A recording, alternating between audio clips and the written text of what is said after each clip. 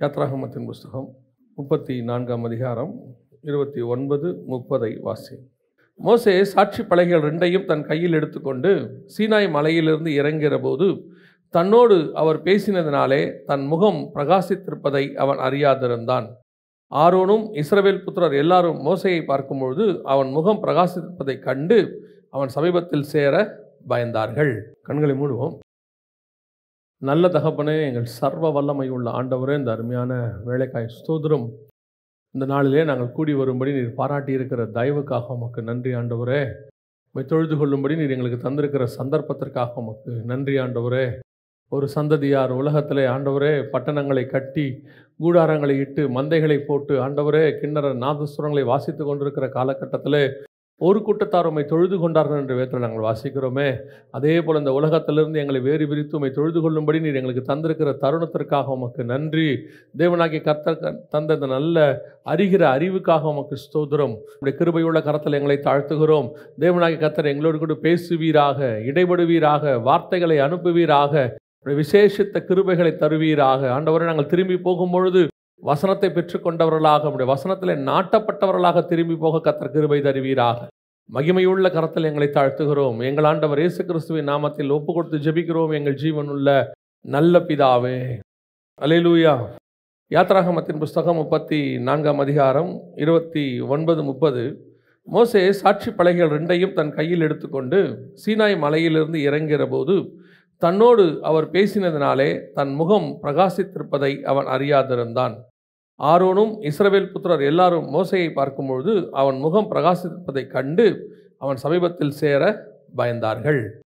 இந்த சம்பவம் நம்ம எல்லாருக்குமே தெரிந்திருக்கிறதான ஒரு சம்பவம். அதாவது மோசே மலையின் மேல் இறங்கின போது அவன் முகம் பிரகாசிப்பது அப்படின்றது நமக்கு தெரியும்.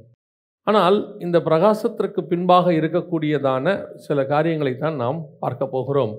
மோசேயின் முகம் பிரகாசிப்பதற்கு என்ன காரணம்? வசனம் சொல்லுது, தன்னோடு அவர் பேசினதினாலே அவன் முகம் பிரகாசித்திருப்பதை அவன் அறியாதிருந்தான். கர்த்தரோடு கூட பேசும்போது முகம் என்ன செய்யுமா? பிரகாசிக்குமா? இந்த வசனத்தின்படி கர்த்தரோடு கூட பேசும்போது முகம் என்ன செய்யுமா? பிரகாசிக்கும் என்று வசனம் சொல்லுகிறது. அப்படியானால் இந்த பிரகாசம் கர்த்தரிடத்திலிருந்து அவர் பேசும்போது, அவர் கூட இருக்கும்போது வரக்கூடியதான இந்த பிரசன்ஸ் நம்முடைய முகத்தில் பிரதிபலிக்க வேண்டும் என்று நாம் பார்க்கிறோம். இது ஒரு ஆவிக்குரிய ஸ்டாண்டர்ட். கர்த்தர் நம்மோடு கூட பேசுகிறார் என்பதற்கு நமக்கு நிறைய காரியங்கள் சொல்கிறோம். வேதத்தை வாசிக்கும் போது கர்த்தர் என்னோடு கூட பேசினார் அப்படிங்கிறோம். அதான் நான் ஏற்கனவே நாம் சொல்லியிருப்போம், உங்களுக்கு தெரியும் நினைக்கிறேன். கர்த்தர் நம்மோடு கூட இடைபடுவதற்கு 7 காரியங்கள், எனக்கு தெரிஞ்சு வேதத்தில் 7 காரியங்கள், 7 ஸ்டாண்டர்ட் இருக்குது கர்த்தர் நம்ம கூட பேசுகிறதுக்கு. அதாவது அதுதான் ஃபஸ்ட்டு ஆவிக்குரிய ஸ்டாண்டர்ட்லேயே இருக்கிறதுலே டாப் மோஸ்ட். என்ன அப்படின்னு கேட்டிங்கன்னு சொன்னால், தேவன் முகமுகமாய் பேசுவது. கர்த்தரோடு கூட இப்போ மோசே பேசினார்ல, இதான் இருக்கிறதுலே டாப் மோஸ்ட். அவர் சொல்கிறாரு, ஒரு சிநேகிதனோடு கூட பேசுகிறதை போல நான் என்ன செய்கிறேன்? அவனோடு கூட பேசுகிறேன். இது டாப் மோஸ்ட், நம்பர் 1. இதை விட கொஞ்சம் ஸ்டாண்டர்ட் குறைவாக இருக்குன்னு வச்சுக்கோங்களேன்.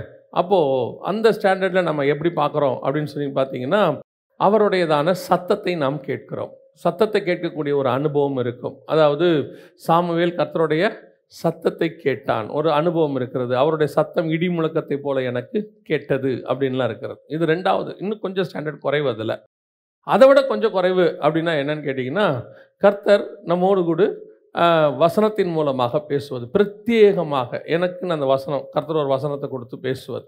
இது 3வது ஸ்டாண்டர்ட். கர்த்தர் நம்மோடு கூட பேசுகிறது ஆவிக்குரிய ஸ்டாண்டர்ட். கர்த்தர் என் கூட பேசினாருங்கிறதற்கு எனக்கு இருக்கக்கூடியது. அதுலேயே 4வது ஸ்டாண்டர்ட் ஒன்று இருக்குது. என்னென்னா, கர்த்தர் தீர்க்கதரிசிகளை கொண்டு பேசுதல். இப்போ நீங்கள் சபைக்கு வரும்பொழுது பல நேரங்களில் ஊழியக்காரர்கள் உங்களோடு கூட பேசுகிறார்கள். அந்த நேரத்தில் தீர்க்க தரிசனமான வார்த்தைகள் உங்களுக்கு வருகிறது, அவங்க மூலிமா வருது. கர்த்தர் என் கூட, நான் ஒரு கேள்வியோடு வந்தேன், கர்த்தர் என்கிட்ட என்ன செய்கிறாரு? ஒரு பதில் கொடுக்குறாரு அப்படின்னு ஒரு நிச்சயத்தோடு போகிறோம். கர்த்தர் அதை வாக்கு பண்ணுறாரு, இப்படிலாம் சொல்கிறோம் இல்லையா? இது ஒரு ஸ்டாண்டர்ட். இதுக்கு அடுத்த ஸ்டாண்டர்ட் ஒன்று இருக்குது. அது என்னென்னா தரிசனம் பார்க்கறதுன்னு சொல்கிறாங்க இல்லையா? எனக்கு ஆண்டவர் ஒரு தரிசனத்தை காட்டினார் அப்படின்னு சொல்லி சில காரியங்கள் இருக்கிறது. இது அதை விட கொஞ்சம் குறைவான ஸ்டாண்டர்ட். ஏன் இது நான் குறைவான ஸ்டாண்டர்ட் அப்படின்னு நம்ம சொல்கிறோன்னு சொன்னால், இது ஒவ்வொன்றும் தேவனோடு கூட நெருங்கி போகிறதான ஒரு அனுபவம். எவ்வளோக்கு எவ்வளோ கிட்ட போகிறீங்களோ அவ்வளோக்கு அவ்வளோ நீங்களும் தேவனை மட்டும் இருப்பீங்க. நடுவில் யாரும் இன்டர்ஃபர் ஆக மாட்டாங்க. அதில் எப்போ தீர்க்கதரிசி இன்டர்ஃபர் ஆகிறாரோ அந்த இடத்துல தேவனுக்கும் உங்களுக்கு நடுவில் ஒருத்தர் வந்துட்டாருன்னு அர்த்தம். ஏன் தரிசனம் அதுக்கு கீழே வருதுன்னா, பல தரிசனங்கள் உங்களுக்கு தெரியாது. விளக்கத்தை யார்ட்டையாவது கேட்டுக்கிட்டு இருப்பீங்க. இப்படி ஒரு தரிசனம் எனக்கு வந்துச்சு, எனக்கு என்னன்னே தெரில, எனக்கு புரியல அப்படின்னு கேட்குறோம் பார்த்தீங்களா? அப்போ இன்னொரு மனுஷன் உள்ள வந்து என்ன ஆகுறாரு? இன்டர்ஃபர் ஆகிறார். இன்டர்ஃபர் ஆகும்போது அவர் தப்பாக சொல்வதற்கும் என்ன இருக்குது? வாய்ப்பு இருக்குது. ஏன்னா அவருடைய ஸ்பிரிச்சுவல் ஸ்டாண்டர்ட்னு ஒன்று இருக்குது. அதனால தான் எப்போவுமே நம்ம இன்னும் நெருங்கி போய் நம்மளும் கர்த்தரும் மட்டும் இருக்கிற இடத்துக்கு வந்துடணும். அதுதான் பெஸ்ட். அதாவது ஊழியக்காரங்க இன்னொரு ஆள் நான் வேணான்னு சொல்லலை, அது ஒன்று. ஒரு காலகட்டத்தில் நமக்கு அம்மா சாப்பாடு ஊட்டி விட்றதுங்கிறது ஒரு கான்செப்ட் இருக்குது. அதையே தான் வாழ்நாள் ஃபுல்லாக வச்சுக்கக்கூடாது. அன்பில் ஊட்டுறது வேறு. அதாவது ஒரு பீரியடுக்கு அப்புறம் நான் எடுத்து சாப்பிட்றவனா என்ன செஞ்சிடுறேன்? மாறிடுறேன். ஒரு காலகட்டத்துக்கு அப்புறம் நான் ஊட்டுறவனாக மாறிடுறேன் இல்லையா? அதான் அந்த ஸ்டாண்டர்டுக்கு சொல்கிறேன். அப்புறம் தரிசனம். தரிசனத்துக்கு அடுத்த ஸ்டாண்டர்ட் அதை விட கொஞ்சம் என்னென்னா சொப்பனம். நிறைய பேர் சொப்பனம் பார்ப்பாங்க பாருங்கள். இந்த சொப்பனம் யார் வேணாலும் பார்க்கலாம். நேபுகாத்நேச்சாரும் பார்ப்பாரு, பார்வோனும் பார்ப்பாரு, அப்புறம் யோசேப்பும் பார்ப்பார். யார் வேணாலும் பார்க்கலாம். சொப்பனம் பார்க்கக்கூடியதாக இருக்கிறது. கடைசியாக ஒன்று இருக்குது. அது என்னன்னு கேட்டிங்கன்னா, இது எதுலேயுமே ஒரு குரூப்புக்கிட்ட ஆண்டவர் பேசுகிறதுக்கு வழி இல்லை, ரொம்ப டிஸ்டன்ஸில் இருக்கீங்க அப்படின்னு சொன்னால் கழுத வழியாகவும் கர்த்தர் பேசுவார். என்ன சொன்னாலும் ஒரு ஆளுக்கு என்ன செய்யாது, ரொம்ப தூரத்தில் இருப்பாங்க ஆண்டவரை விட்டு. ஆண்டவர் வந்து அவங்கள்ட்ட முகமுகமாக பேச நினைப்பார், பேச முடியாது. சத்தத்தை கேட்குற இடத்துல இருக்காது. இந்த சத்தத்தை ஏன் கேட்குற இடத்துல நம்ம இல்லைன்னா, பல நேரத்தில் நீங்கள் பார்த்துருப்பீங்க, இந்த எஃப்எம் ரேடியோலாம் கேட்கும்போது பாருங்கள், அந்த ஒரு நம்பர் கொடுப்பாங்க, 98.3 98.4 அப்படி கொடுப்பாங்க. அந்த நம்பருக்கு வர வரைக்கும் நமக்கு வெறும் சவுண்டு தான் கேட்கும். சவுண்டு தான் இருக்கும், கர்ன்னு ஒரு சவுண்டு. அந்த 98.4 கிட்ட அவன் சொல்கிற நம்பருக்கு வந்த உடனே அது நமக்கு பாட்டாவோ மெசேஜாவோ கேட்கும், தெளிவாக கேட்கும். அப்போ கர்த்தரிடத்தில் அந்த இடத்துக்கு நான் வர வரைக்கும் எனக்கு சவுண்டு தான் என்ன செய்யாது, கேட்காது. ஒரு மாதிரி இருக்கும். கிட்ட வந்தால் தான் கேட்கும். இட்ஸ் அ டிஸ்டன்ஸ் பிட்வீன் நமக்கும் காடுக்கும் நடுவில் இருக்கிறது. ஸோ இந்த 7 ஸ்டாண்டர்ட், இந்த 7 ஸ்டாண்டர்டில் நம்ம ஒவ்வொரு நாளும் எப்போவுமே நம்ம என்ன நினைப்போம் தெரியுமா? இந்த கழுத வழியாக பேசுகிறது தான் ப்ரிஃபரபுளாக நினைப்போம். இல்லைங்களே, நாங்கள் அப்படி நினைக்கலையே. நம்ம பல நேரங்களில் அடையாளங்கள் சொல்கிறோம், பார்த்துருக்கீங்களா? அடையாளத்தை கேட்போம், அதை செய்வோம். நான் இது வரத்துக்குள்ளே, மழை பெய்யறதுக்குள்ளே, அந்த இடத்துக்கு போகிறதுக்குள்ளே, இன்றைக்கி ஏதாவது ஒன்று எனக்கு இப்படி, இந்த அடையாளத்தை நாம் கேட்கறது தவறல்ல. கிதியோன் கேட்டிருக்கிறாங்க, எல்லோரும் அடையாளம் கேட்டிருக்காங்க, அது ஓல்ட் டெஸ்ட்மெண்ட்டில். ஆனால் அதெல்லாம் தாண்டி நம்ம தேவன் என்கிட்ட சொன்னார், கர்த்தர் என் கூட பேசினார், இது எப்படி இருக்குது யோசித்து பாருங்கள். ஏன்னா பல நேரங்களில் கர்த்தர் எனக்கு அடையாளம் கொடுத்தாரு, ஆனால் நடக்கலைன்னு நம்ம சொல்கிறோம். ஏன்னா அந்த அடையாளம் கர்த்தர் கொடுத்தா இல்லையா நமக்கு தெரியாது. சில நேரத்தில் சொப்பனம் பாருங்கள், கர்த்தர் கொடுத்து தான் வரணும்னு இல்லை, தொல்லையின் திரட்சியினாலும் சொப்பனம் வரும். அதனால் இதை எல்லா ஸ்டாண்டர்டை விட பெஸ்ட்டு என்னென்னா, நீங்கள் தேவனோடு கூட முகமுகமாக கிட்ட போகணும், வாஞ்சிக்கணும். அப்போ அந்த கிட்ட போகும்போது நடக்கக்கூடிய ஸ்பிரிச்சுவல் அனுபவத்தில் ஒன்று என்ன அப்படின்னு கேட்டிங்கன்னா, நீங்கள் அவரோட பேசும்போது அவர் உங்களோட கூட பேசினார்ன்றதுக்கு ஒரு அக்னாலஜ்மெண்ட் அப்படின்னு சொல்லலாம். என்னன்னு கேட்டிங்கன்னா, அவர் முகத்தில் இருக்கிற பிரகாசம் என் முகத்தில் வீசும், பிரதிபலிக்கும் அப்படின்னு சொல்லி வசனம் சொல்லுது. இந்த இடம் அப்போ கர்த்தர் என் கூட பேசினாருங்கிறத நான் சொல்கிறத விட இப்போ மோசே வந்து சொல்லலை, வசனம் சொல்லுது, அவன் முகம் பிரகாசித்திருப்பதை அவன் அறியாதிருந்தான். ஆனால் ஆரோனும் இஸ்ரவேல் புத்திரர் எல்லோரும் மோசையை பார்க்கும்போது அவன் முகம் பிரகாசித்திருப்பதை கண்டு சமீபத்தில் சேர பயந்தார்கள். இவங்களுக்கு தெரியுது கர்த்தர் அவங்க கூட பேசுகிறாரு, இவங்களுக்கு தெரியுது அவன் முகம் பிரகாசிக்குது. நம்முடைய ஸ்பிரிச்சுவல் ஸ்டாண்டர்டை நம்ம தான் எப்போவுமே ஃபோக்கஸ் பண்ணி நம்ம வெளிப்படுத்தணும். அது ஒரு காலகட்டத்தில் இருக்கும், ஆவிக்குரிய வாழ்க்கையில் இருக்கும், ஊழியத்தில் கூட இருக்கும். நீங்கள் அப்படியே கொஞ்சம் கர்த்தர் உங்கள்கிட்ட அந்நிய பாஷை பேசி சில காரியங்கள் ஸ்பிரிச்சுவலி ஆரம்பிக்கும் போது, சில வசனங்களை வாசிக்கும் போது, வெளிப்பாடுகள் கிடைக்கும் போது, சில காரியங்கள் கர்த்தர் உங்கள்கிட்ட பேசும்போது, நீங்கள் அதை யார்கிட்டையாவது ஷேர் பண்ணி கர்த்தர் என்கிட்ட இப்படிலாம் சொல்கிறாருன்னு உங்களுக்கு சொல்கிறதுக்கு என்ன செய்யும், ஒரு ஆசை இருக்கும், வாஞ்சை இருக்கும். உண்மை, அது வந்து நார்மல். நம்ம ஸ்பிரிச்சுவல் லைஃப்பில் வளரும் போது அப்படித்தான். எனக்கு இப்படி ஒரு வெளிப்பாடு கிடச்சிச்சு, நம்ம ஷேர் பண்ணுறோம். ஒரு செய்தியை ஆண்டவர் கொடுக்கும்போது அந்த செய்தியை ஜனங்க கேட்டுட்டு வந்து நல்லா இருக்குதுன்னு சொல்லணுன்ற ஒரு தாட் வந்து ஒரு பிரசங்கியாருக்கு இருக்கும், அது உண்மை. ஆனால் இது எல்லாத்த விட நல்ல ஸ்டாண்டர்ட் என்னென்னா, நான் பிரசங்கம் பண்ணதில் எனக்கு ஒன்றுமே தெரியாது, ஆனால் அவர்களுக்கு தெரிந்திருக்கும். அவங்க சொல்லுவாங்க, இந்த நீங்கள் பேசும்போது இப்படி இருந்துச்சு. அவங்க சொல்லுவாங்க, கர்த்தர் உங்கள் மூலமா எனக்கு ஒரு தீர்க்க தரிசனம் உரைச்சாரு. அவங்க சொல்லுவாங்க, கர்த்தர் உங்கள் கூட இருக்கிறத எங்களால் பார்க்க முடியுது. இந்த ஸ்டாண்டர்டுக்கு தான் நம் ஆவிக்குரிய வாழ்க்கை வர வேண்டும். அப்போ மோசே கர்த்தரோடு கூட பேசின போது அவன் முகம் பிரகாசித்தது அப்படின்னா என்ன அர்த்தம்? அந்த பிரகாசத்திற்கு காரணம் என்ன? அதான் ரொம்ப முக்கியம். இப்போ மோசேயும் கர்த்தரும் 2 இடத்துல, அதாவது ஒன்று பழைய ஏற்பாட்டில் பேசுகிறாங்க, இன்னொன்று புதிய ஏற்பாட்டில் பேசுகிறாங்க. வாசிங்க, மத்தேயு எழுதின சுவிசேஷம் 17ஆம் அதிகாரம் 2-3 வசனங்களை வாசிங்க. அவர்களுக்கு முன்பாக மறுரூபமானார். அவர் முகம் சூரியனைப் போல பிரகாசித்தது, அவர் வஸ்திரம் வெளிச்சத்தைப் போல வெண்மையாயிற்று. அப்பொழுது மோசேயும் எலியாவும் அவரோடே பேசுகிறவர்களாக அவர்களுக்கு காணப்பட்டார்கள். இப்போ மோசேவும் இயேசுவும் பேசக்கூடிய 2 சம்பவங்கள், பழைய ஏற்பாட்டில் ஒன்று, புதிய ஏற்பாட்டில் ஒன்று. காலகட்டம் வேறு, பேசுகிற 2 பேரும் ஒரே ஆள் தான். அங்கேயும் மோசே தான், இங்கேயும் மோசே தான். அங்கேயும் மோசே கிட்ட பேசினது இயேசு தான், பிதாவாகிய தேவன் கிடையாது. ஏன்னா வசனம் தெளிவாக சொல்லித்து, மனுஷன் ஒருவனும் ஒரு காலம் அவரை கண்டதில்லை. அப்போ முகமுகமாக மோசே பார்த்தது யாருன்னா இயேசு கிறிஸ்துவை தான் பார்த்துருக்கிறார் அந்த இடத்துல. ஏன்னா வசனத்தின்படி பிதாவாகிய தேவனை அவன் பார்க்கல. அப்படி இருக்கும் பொழுது பழைய ஏற்பாட்டில் இயேசுவை அவன் பார்க்கிறான், புதிய ஏற்பாட்டிலும் இயேசுவை அவர் பார்க்கிறாரு, மோசே பார்க்கிறாரு. 2ம் ஒரே சம்பவம் தான். அங்கேயும் முகம் பிரகாசிக்கிறது. ஏன் பிரகாசித்தது அப்படிங்கிறதுக்கான விளக்கம் அங்கே இல்லை. மோசே மலைக்கு மேலே போறாரு, பேசுறாரு, அவர் முகம் பிரகாசிப்பது கர்த்தரோடு கூட பேசினதுனாலே, கர்த்தர் அவனோடு கூட பேசினதுனாலே அவன் முகம் பிரகாசித்தது அப்படின்னு சொன்னா, அந்த பிரகாசத்திற்கான காரணம் என்னன்னு சொல்லலை. பேசினாரு, பிரகாசிச்சிச்சு, அவ்வளோதான் இருக்கு. ஆனால் இப்பொழுது அதற்கான பதில் புதிய ஏற்பாட்டில் வருகிறது. மத்தேயு எழுதின சுவிசேஷம் 17ஆம் அதிகாரம் 2-3 வசனத்தில் குறிப்பாக 2வது வசனம் சொல்லுது, அவர்களுக்கு முன்பாக அவர் மறுரூபமானார், அவர் முகம் சூரியனை போல பிரகாசித்தது. ஃபர்ஸ்ட் அவர் முகம் எப்படி இருந்துச்சா? சூரியனை போல பிரகாசித்தது. இந்த பிரகாசம் தான் அவன் முகத்தில் வீசிச்சு. அவன் முகம் ஏன் அங்கே பிரகாசமாக இருந்தது அப்படின்னு கேட்டால், இவர் முகம் பிரகாசிக்கிறது. என்ன மாதிரி பிரகாசிக்குதுங்கிறதா ரொம்ப முக்கியம். இந்த போலங்கிற வார்த்தை இருக்கு பார்த்தீங்களா, போல், போல. பைபிளில் இந்த போல், போலங்கிற வார்த்தை வந்து ரொம்ப இம்பார்ட்டன்ட். ஏன் அப்படின்னு கேட்டிங்கன்னா, கர்த்தருடைய ஆக்சுவல் காரியத்தை எழுத முடியாது. கர்த்தருடைய அந்த அவருடைய மகிமை எதுவுமே ஆக்சுவலாக உள்ளதை அப்படியே எழுத முடியாது. ஏன்னா அதுக்கு ஈக்குவலான ஒன்று இங்கே இல்லவே இல்லை. அதை எக்ஸ்பிளைன் பண்ணுறதுக்கு வேர்டே கிடையாது. அப்போ அதை எக்ஸ்பிளைன் பண்ணுறதுக்கு பூமியில் இருக்கிற எதையோ ஒன்றை வச்சு தான் கம்பேர் பண்ணி எழுத வேண்டியிருக்கு. காடோடைய இப்போ நம்ம சொல்லும் போது சொல்கிறோம்ல, அவர் வெண்மையும் சிவப்பும் ஆனவர் அப்படின்னு சொல்கிறோம்ல, இந்த வெண்மையும் சிவப்பும் ஆனவர்னு சொல்ல முடியுது. ஆனால் பார்வைக்கு வஜ்ரக்கல்லுக்கும் பதுமராகத்துக்கும் ஒப்பாக இருந்தது. ஏன் அந்த ஒப்பாகனா, அவர் முகத்தின்படி அந்த கான்செப்டை அப்படியே எழுதுறதுக்கு இங்கே வார்த்தை இல்லை, எக்ஸ்பிளைன் பண்ணுறதுக்கு இங்கே வார்த்தையே கிடையாது. ஏன்னா அவர் அதெல்லாம் தாண்டி பியாண்ட் த லிமிட்டில் இருக்காரு. அப்போ அவரை எக்ஸ்பிளைன் பண்ணுனா வேற வழியே இல்லை. அதை விட கீழான எதையோ ஒன்று சொல்லித்தான் நான் என்ன செய்ய வேண்டியிருக்கு, எக்ஸ்பிளைன் பண்ண வேண்டியிருக்கு. அப்போ மத்தேயு எழுதுறாரு, அவர் முகம் எப்படி இருந்துச்சா? சூரியனை போல பிரகாசித்தது. சூரியனை போல தான் பிரகாசிச்சது. ஆனால் ரியலா அவர் முகம் அதை விட பிரகாசம். அவருக்கு தெரிஞ்சது அவ்வளோதான், சூரியனை மாதிரி இவர் முகம் பிரகாசிக்குதுப்பா. ஆனால் அவர் முகம் என்ன கேட்டால் என்ன சொல்கிறேன்னா, சூரியனை பார்க்கிலும் தான் பிரகாசிச்சிருக்கோம். ஏன் அப்படின்னு கேட்டிங்கன்னு சொன்னால், இவர் சூரியனையே உண்டாக்கினவர், சிருஷ்டிகர்த்தர். இவர்கிட்ட தான் சூரியனுக்கே ஒளி வந்திருக்கோம்.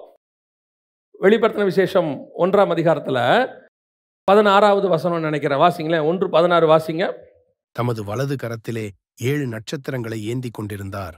அவர் வாயிலிருந்து இருபுறமும் கருக்குள்ள பட்டயம் புறப்பட்டது. அவருடைய முகம் வல்லமையாய் பிரகாசிக்கிற சூரியனைப் போலிருந்தது. வல்லமையாய் பிரகாசிக்கிற சூரியனை போல இருந்தது. வல்லமையாய் பிரகாசிக்கிற சூரியன், அது இன்னும் பாருங்க. வல்லமையாய் பிரகாசிக்கிற சூரியன்னா என்ன அப்படின்னு கேட்டிங்கன்னா, காலையில் ஏர்லி மார்னிங் சூரியனை பார்த்துருக்கீங்களா? ஏர்லி மார்னிங் சூரியனை நம்ம பார்க்குறோம். அந்த சூரியன் நீங்கள் பாருங்கள், ப்ளசண்ட்டாக இருக்கும்.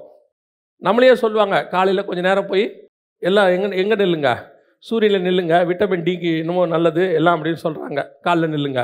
சாயங்காலம் சூரியனை பார்த்துருக்கீங்களா? இந்த காலையில் வரதுக்கு பேர் இளவேநீர்னு சொல்லுவாங்க. இளவேநீர்னு தமிழில் நல்ல ஒரு வார்த்தை இருக்குது. சாயங்காலம் வரது பார்த்துருக்கீங்களா?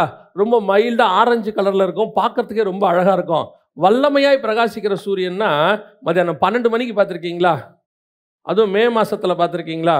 அதுவும் கத்திரி வெயிலில் பார்த்துருக்கீங்களா? அப்படியே அப்படி போய் பாருங்கள், இங்கே நின்று இந்த லைட்டையே பார்க்க முடியல என்னால், அந்த மாதிரி இருக்குது எல்இடி. ஆனால் சூரியன் எப்படி இருக்கும் பார்த்துக்குங்க. மத்தியானத்தில் ஒரு 12 மணிக்கு இருக்கிறதுலே உச்ச நிலைமையில் கத்திரி வெயில்னு சொல்கிறதுல சவுதி அரேபியா பாலைவனத்துலேருந்து மேலே பார்த்தா எப்படி இருக்கும், அதை போல அவர் முகம் பிரகாசித்ததான். அந்த முகத்தை பார்த்த மோசேயின் முகமும் பிரகாசித்ததான். அப்படின்னா கர்த்தருக்குள்ளிருந்து ஏதோ ஒன்று சூரியனை போல ஒன்று வருகிறது. இந்த சூரியனை போல வரக்கூடிய பிரகாசம் மோசேயின் முகத்தில் வருகிறது. இந்த மோசேயின் முகத்தில் வருகிற பிரகாசத்தை பார்த்தால் அத்தனை பேருக்கும் பயம் வருகிறது. அதான் ரொம்ப முக்கியம். அப்படின்னா அந்த பிரகாசத்துக்கு பின்னாடி என்ன இருக்குது? நீங்களும் நானும் தேவனோடு கூட சஞ்சரிக்கிறவர்களாய் மாறும் பொழுது, முகமுகமாய் தரிசிக்கிற அனுபவத்துக்கு வரும் பொழுது, கர்த்தரிடத்திலிருந்து ஒரு பிரகாசம் எனக்குள் வரும். அது வல்லமையாய் பிரகாசிக்கிற சூரியனை போல அவர் முகம் இருக்கிறது. அதிலிருந்து எனக்கு வருகிறது. எனக்குள் வருகிற பிரகாசத்தை பார்க்கும்போது ஜனங்களுக்கு பயம் வருகிறது. யாருக்கு? தேவ ஜனங்களுக்கு பயம் இருக்கிறது. ஆரோனுக்கும் இஸ்ரவேல் புத்திரருக்கும். அப்படின்னா என்னுடைய ஆவிக்குரிய ஸ்டாண்டர்ட் எந்த இடத்துக்கு போகணும்னு பாருங்க. நான் இன்னைக்கு யாரை பார்க்கிறேனோ அவர்களை போல மாறுகிறேன். உலகத்தில் உள்ளவன் சினிமா நடிகனை பார்த்தா அவரை போல அவன் மாறுறான். முடி வெட்டிக்கிறான், அதை பண்றான், இதை பண்றான், அந்த மாதிரி மாறிடுறான். சில அரசியல்வாதி தொண்டர்கள் தலைவரை பார்க்கும்போது அவரை மாதிரி மாறி விடுகிறார்கள். அது அவங்களுக்கு அவங்களுடைய சாயல் வருகிறது இல்லையா? ஆனா இங்கே நீங்களும் நானும் ரோமர் 8:29 சொல்லுது, குமாரனின் சாயலுக்கு ஒப்பாய் இருக்கும்படி அழைக்கப்பட்டிருக்கிறோம். அப்படி அழைக்கப்பட்ட நம்முடைய சாயல் எப்படி இருக்கணும் அப்படின்னு கேட்டீங்கன்னா, அவர் முகத்தில் இருக்கிற சாயல் என் முகத்தில் இருக்கணும். அந்த சினிமா நடிகனை மாதிரி எவ்வளோ மாற்றணுமோ அவ்வளோக்கு மாற்றணும்னு அந்த ரசிகன் விரும்புகிறான்ல, அதே மாதிரி எனக்கு ஒரு விருப்பம் இருக்கணும். என்ன விருப்பம் இருக்கணும்? என் இயேசுவின் முகத்தில் இருக்கக்கூடிய சூரியனை போல ஒரு பிரகாசம் இருக்கு. அது வல்லமையான பிரகாசம். அந்த பிரகாசம் என் மேல் வரணும். அந்த விருப்பம் வரணும். அப்படி வருமா? அப்படி வர வாய்ப்பு இருக்கிறதா? அதுக்கு மோசேயுடைய ஸ்டாண்டர்ட் நமக்கு தெரியும். அவர் எந்த அளவுக்கு அப்படின்னு பார்த்தீங்கன்னா தெரியுது, நமக்கு நல்லாவே தெரியுது. எனக்கு ரொம்ப ஆச்சரியம் என்னென்னா, பல நேரத்தில் நாம் நினைக்கிறது, பொதுவாக நாம் சொல்லக்கூடிய ஒரு விஷயம் என்னென்னா, அன்றைக்கி ஒரு பிள்ளைகிட்ட பேசிக்கிட்டு இருந்தேன். பேசிகிட்டு இருக்கும்போது அந்த பிள்ளை சொல்லிச்சு, நான் நல்லா ஜெபம் பண்ணும் போது, நல்ல ஆண்டவரோட கூட உபவாசத்தில் இருக்கும் பொழுது, நல்லா எனக்கு ஆண்டவரோடு இருக்கிற ஒரு நல்ல ஸ்பிரிச்சுவல் ஐக்கியம் இருக்குது. நான் அதை அப்படியே விட்டுட்டு வேலைக்கு போகும் பொழுதோ அல்லது யாரு கூடயாவது உட்காந்து பேசிகிட்டு இருக்கும்போது என்னால் என்ன செய்ய முடியல, அந்த ஸ்டாண்டர்டில் ஆண்டவரோட என்னால் இருக்க முடியல. எனக்கு என்ன உண்டாகுது? ஒரு விதமான கில்ட்டி வருது. ஐயோ, நம்மளால் அந்த அளவுக்கு இப்போ இருக்க முடியலையே, என்ன பண்ணணும் நானுன்னு கேட்டுச்சு. ஜெப அறைக்குள்ளே இருக்கிற வரைக்கும் இருக்கிற மாதிரி சந்தோஷம் உலகத்துலேயும் எங்கேயுமே இல்லை இல்லையா? வெளியே வரும்போது இருக்கிற பிரச்சனைன்னு ஒன்று இருக்குது பாருங்க. ஆனால் நம்மளை சுற்றி இருக்கிறவங்களாம் ஸ்பிரிச்சுவல் பர்சன்ஸ் தான். யாரும் கெட்டவங்கள, எல்லாம் நல்லவங்க தான். நம்மகிட்ட அன்பாக தான் பழகிறாங்க, யாரும் நம்மகிட்ட தப்பாக பழகலை. ஆனால் யார் கூட உட்கார்ந்து இருந்தாலும் சரி, தேவனோட உட்கார்ந்து இருக்கிற அனுபவம் எனக்கு கிடைக்கவே கிடைக்காது, கிடைக்கவும் முடியாது. அது அந்த ஸ்டாண்டர்ட். ஆனால் எனக்கு இங்கே அதை நம்ம எப்படி எடுத்துக்கிட்டேன் நானுன்னா, மோசே மலைக்கு மேலே இருக்கும்போது எப்பவும் அப்படி இருப்பார், முகமுகமாக தரிசிப்பார், சந்தோஷமாக இருப்பார். நீங்களும் சொல்லுவீங்க தானே, நல்லா காலையில் சூப்பராக தான் இருக்குது, நல்லா ஜெபம் பண்ணுறோம், பைபிள் வாசிக்கிறோம். அப்புறம் இந்த வேலைக்கு போகணும் பிறகு அப்படியே ஆவியே மாறிடுது. ரெண்டு பர்சனாலிட்டி வெளிப்படுது. அப்போ நம்ம என்ன நினைக்கிறோம்? ஆண்டவர் கூடயே இருந்துடலாம் போல, அப்படியே ஜெபத்திலே இருந்துடலாம் போல, பேசாமல் சர்ச்சிலேயே இருந்துடலாம் போல அப்படின்னு சொல்லும் போது நமக்கு ஒரு எக்ஸ்கியூஸ் ஆகுது. என்ன ஆகுது? ஓ, தேவனோட இருக்கும்போது தான் அப்படி, சும்மா ஆஃபீஸ்லாம் போகும்போது இப்படி தான் இருக்கும், உலகத்தாரோட சேரும்போது அப்படி தான் இருக்குன்னு இருக்கு. ஆனால் இந்த வசனத்தை வாசிக்கும் போது எனக்கு ஒரு பெரிய ஆச்சரியம். நான் அப்படி தான் நினச்சிருந்தேன், மோசே மலைக்கு மேலே இருக்கும்போது சூப்பராக இருப்பார் அப்படின்ட்டு. வாசிங்க யாத்ரா 34, 32, 33. பின்பு இஸ்ரவேல் புத்திரர் எல்லாரும் அவனிடத்தில் சேர்ந்தார்கள். அப்பொழுது அவன் சீனாய் மலையில் கர்த்தர் தன்னோடே பேசினவைகளை எல்லாம் அவர்களுக்கு கற்பித்தான். மோசே அவர்களோடே பேசி முடியுமளவும் தன் முகத்தின் மேல் முக்காடு போட்டிருந்தான். அப்போ மலையின் மேல இருந்த பிரகாசம் கீழையும் இருக்கு. மலையின் மேல இருந்த பிரகாசம் கீழையும் இருக்கு. அப்போ அந்த பிரசன்ஸ், அவனுக்கு அங்கே இருக்கிற பிரசன்ஸ் கீழையும் இருக்கு. ஜனங்களோட பேசும்போதும் இருக்கு, இஸ்ரவேல் ஜனங்களோட பேசும்போதும் இருக்கு, ஆரோன் கூட பேசும்போது இருக்கு. நான் கர்த்தரோடு பேசும்போது எப்படி ஒரு ஆவிக்குரிய ஸ்டாண்டர்டை மெயின்டைன் பண்ணணும், இவங்களோட பேசும்போதும் அந்த ஆவிக்குரிய ஸ்டாண்டர்டை என்னால் மெயின்டைன் பண்ண முடியுது. அதான் மோசே சொல்றார். இது முடியுமா உங்களால்? என்னாலையும் பல நேரத்தில் நம்ம என்ன சொல்றோம், நான் தேவ சமூகத்தில் இருக்கும்போது இருக்கிற அனுபவமே வேறு, உண்மை. ஆனால் வெளியே வந்த பிறகு என் அனுபவம் வேறு அப்படிங்கிறோம். ஆனால் மோசே என்ன மெயின்டைன் பண்றாரு? நான் தேவனோடு கூட எப்படி இருந்தேனோ அப்படியே எல்லா இடத்திலும் இருக்க முயற்சி செய்கிறார். அவர் சக்சஸும் பண்றார். அந்த பிரசன்ஸ் குறையில. மலையில பார்த்த முகத்தினுடைய பிரகாசம் கீழே வந்த போது குறையில, அதே பிரகாசம் கீழேயும் இருக்கு. சொல்றான், முக்காடு போட்டுக்கப்பா. ஏதோ இறங்கும் போது மட்டும் இல்ல, ஒவ்வொரு முறையும். அடுத்த வசனம் வாசிங்க. மோசே கர்த்தருடைய சந்நிதியில் அவரோட பேசும்படிக்கு உட்பிரவேசித்தது முதல் வெளியே புறப்படும் மட்டும் முக்காடு போடாதிருந்தான். அவன் வெளியே வந்து தனக்கு கற்பிக்கப்பட்டதை இஸ்ரவேல் புத்திரரோடே சொல்லும்போது இஸ்ரவேல் புத்திரர் அவன் முகம் பிரகாசித்திருப்பதை கண்டார்கள். மோசே அவரோடே பேசும்படிக்கு உள்ளே பிரவேசிக்கும் வரைக்கும் முக்காட்டை திரும்ப தன் முகத்தின் மேல் போட்டுக் கொள்ளுவான். அவன் பாருங்க, நார்மல் ஆயிடுச்சு அவன் லைஃப். அப்படியே பிரகாசம் இருந்துகிட்டே இருக்கு. ஆசாரிப்பு கூடத்துக்குள்ள போனாலும் இருக்கு, வெளியே வந்தாலும் இருக்கு, பேசினாலும் இருக்கு. அவங்களுக்காக முக்காடு போட்டுக்கிறான். திருப்பி ஆசாரி கூடாரத்துக்கு போகலாம், பிரகாசம் இருக்குது, முக்காடு எடுத்துடுறான். அப்போ என்ன அர்த்தம்? ஒரு ஸ்பிரிச்சுவல் ஸ்டாண்டர்டுக்குள்ளே நான் போகிறேன், அதை நான் ஜனங்களோடு இருக்கும் போது மெயின்டைன் பண்ணுறேன். நான் என்ன சொல்கிறேன், பல நேரத்தில் இவங்க தான் என்னுடைய வீழ்ச்சிக்கு காரணம், இவங்க தான் நான் இப்படி பண்ணதுக்கு காரணம், நான் கோவப்படுறதுக்கு இவங்க தான் காரணம். அது உண்மை. நம்மளை கோவப்படுத்துறவங்க இருக்கிறாங்க, ட்ரிகர் பண்ணுறவங்க இருக்கிறாங்க, எல்லாமே உண்மைதான். ஆனால் ஸ்டாண்டர்ட் இருக்குல்ல, ஸ்பிரிச்சுவல் ஸ்டாண்டர்ட், அது என்ன சொல்லுது? அவன் அப்படிப்பட்டவன், நீ யார் தெரியுமா? மோசே. நீ தேவனோடு கூட முகமுகமாய் தரிசிக்கிறவன், அவன் லெவலுக்கு நீ இறங்காதங்கிறாரு. அவன் இடத்துக்கு நீ வரும்போது உன் இடத்துக்கு தான் அவன் வரணுமே ஒழிய உன் முகம் பிரகாசிப்பதை அவன் தான் பார்க்கணும். நீ அந்த ஸ்டாண்டர்டை எல்லா இடத்துலையும் மெயின்டைன் பண்ணுங்கிறார் ஆண்டவர். உன் ஸ்பிரிச்சுவல் ஸ்டாண்டர்ட். சில பரிசுத்தவான்களை குறித்து படிச்சிருக்கிறேன், எனக்கு ஆச்சரியமா இருக்கும்.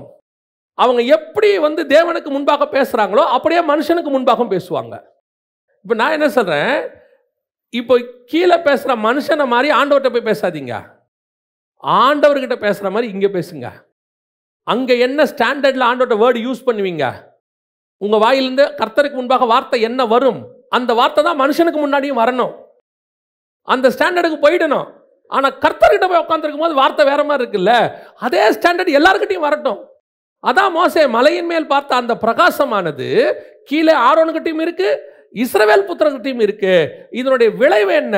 அவன் எங்க போனாலும் முக்காடு போட வேண்டியதா இருக்கு. இவங்களால அந்த ஸ்டாண்டர்டுக்கு வரவே முடியல. அந்த மாதிரி தான் நீங்களும் நானும் மாறணும். அப்படி ஒரு ஆவிக்குரிய அனுபவத்துக்கு வந்து பாருங்க, அந்த இடத்துக்கு ட்ரை பண்ணுங்க.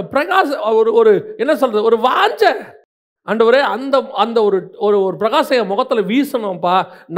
நான் பார்க்கறதா இருக்கட்டும்ல, இது என்கிட்ட வீசுறத ஜனங்களாவது பார்க்கணும், சாட்சி சொல்லணும். என்ன உன் முகத்தில் ஒரு தனி முகம், நம்ம ஊரில் அது எப்படி சொல்லுவான், என்ன உன் முகம் இன்னைக்கு தனியாக கலையாக இருக்குதும்பா. நம்மளை பார்க்கும்போது ஒரு டிஃபரன்ஸ், அந்த ஆவிக்குரிய ஸ்பிரிச்சுவல் டிஃபரன்ஸ் அது வரணும். அதைத்தான் மோசே கிட்ட கர்த்தர் மோசே வழியாக நமக்கு சொல்றாரு.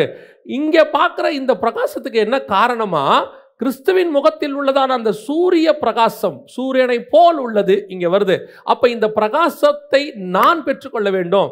வரணும்னு சொல்றீங்களே, வர்றதுக்கு முடியுமா? புதிய ஏற்பாட்டில் அப்படி யாராவது இருக்கிறாங்களா? மோசே மட்டும்தானா அப்படின்னு கேட்டீங்கன்னு சொன்னா, ரொம்ப அழகா பவுல் அதை விளக்கி எழுதியிருக்கிறார். வாசிங்க, 2 கொரிந்தியர் 4ஆம் அதிகாரம் 6வது வசனம் வாசிங்க. இருளிலிருந்து வெளிச்சத்தை பிரகாசிக்க சொன்ன தேவன், நல்லா கவனிங்க, இயேசு கிறிஸ்துவின் முகத்தில் உள்ள தமது மகிமையின் அறிவாகிய தோன்ற பண்ணும் பொருட்டாக எங்கள் இருதயங்களில் பிரகாசித்தார். புரியுதா? அந்த வசனம் என்ன சொல்லுது?